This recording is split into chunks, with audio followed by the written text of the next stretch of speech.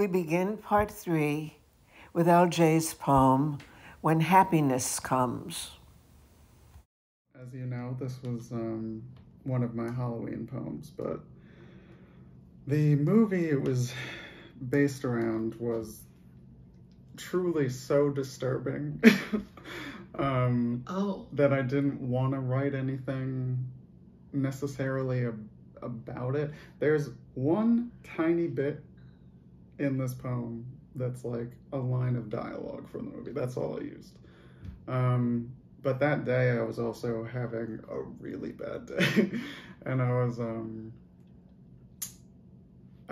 just regretting a lot. So I was like, I'm gonna try to do something pretty, I guess. And I don't know if I achieved it, but that was the thought behind it. When happiness comes, I think it will look like the unexpected cliffside we found. Enveloped in Pacific mist, your hand was warm. I thought I could feel a family thrumming in the minuscule creases of our interlocked fingers. Yeah. Were you, when you were growing up, were you thinking you were going to be a poet? I knew from very young that I wanted to write poetry. Like even to the point where like I was in, I don't know, was it 4th grade, 5th grade, something like that. And like I wrote a poem and like showed my teacher because I was so proud of it or whatever. And there was some anthology that teachers could submit their students' work to, and she submitted that poem, and I'm in this like little book that no one would see because, you know, it's specifically for elementary school students. But like for me, that was like a big milestone. Is like, wow, this is a thing that I like and can be recognized for, and like it just kind of just stuck. Oh, yeah. Yeah, I don't know. I've always been very indecisive, but with this, pretty much the only thing I've been sure of. But there is that love there. And I'm just trying to find, I don't want to say a more efficient way to communicate an idea, but like to make a feeling with words, not necessarily straightforward things. Like, it's sort of like sculpting an emotion you want someone to feel with words that have less to do with that feeling and more about the context. I don't know, that was a very messy way to say that. No, I understand what you're trying to say. It's sort of like painting, abstract painting in a way, right? You make an abstract painting and nobody understands what it is unless they come to it and it gives them some kind of a feeling that is there. So that's what I was noticing about your poems, that you come away with a feeling. The first poem you read, I could definitely relate so much to that poem. I mean, I could see, and I actually think about that poem. But when I think about it, I put you in a park, on a park bench. And because I have been in a park, on that park bench, longing for something that I couldn't have and just sitting in the park. So even though you weren't in a park, you were on a stoop, right? Made it to a stoop. There was a park bench, and then there was a stoop. Oh, the first, yeah, it's a whole... There was a park bench. Yeah. Okay, yeah. Do you have favorite poems that you wrote? Or, So this one I really wanted to share just because I feel like if you split my life up into 2 distinct halves, not that, you know, anything about my life is that simple, but if you were, like, this would be the poem that starts the second half, if you will. Okay. I don't know if you're familiar with Queer Van Cult. No, I'm not.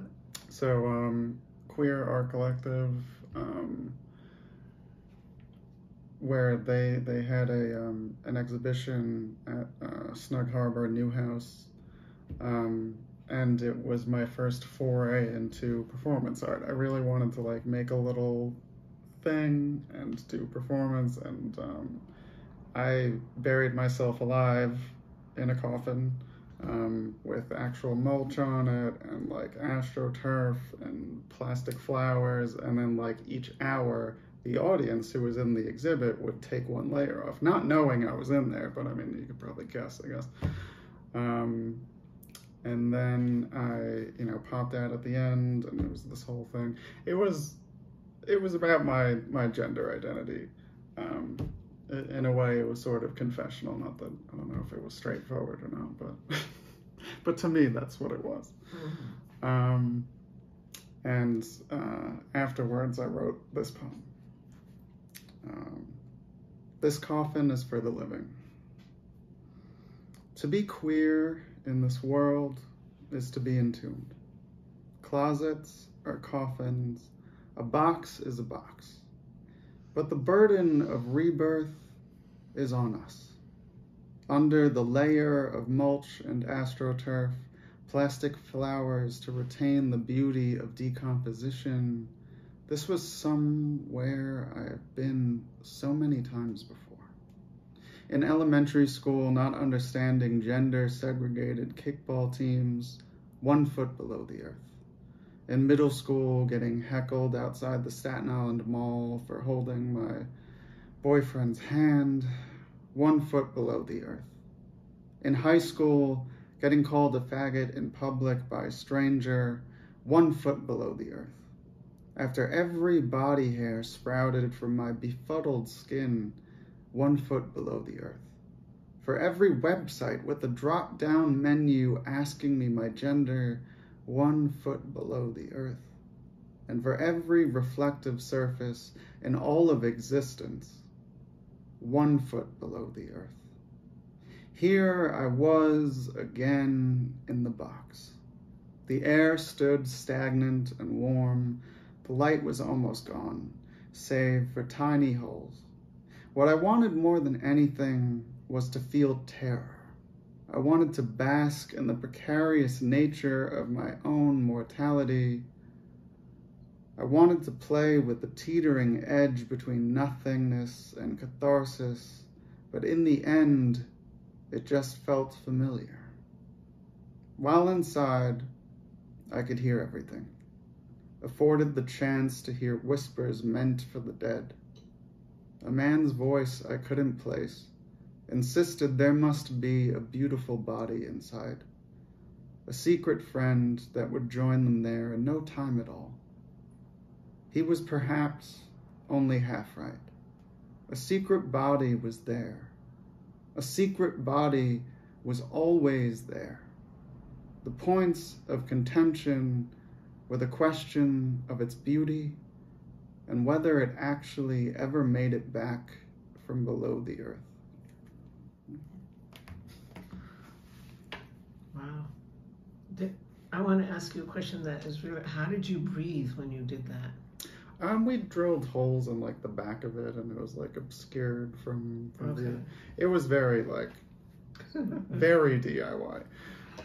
The coffin itself, there's a carpenter, Joe Marinero, who basically he did the whole thing, and I was just like helping in any way I could, but we scrapped wood from the basement of the new house, which I don't know if you've ever been in that basement, but it's creepy and It's dilapidated. very creepy, and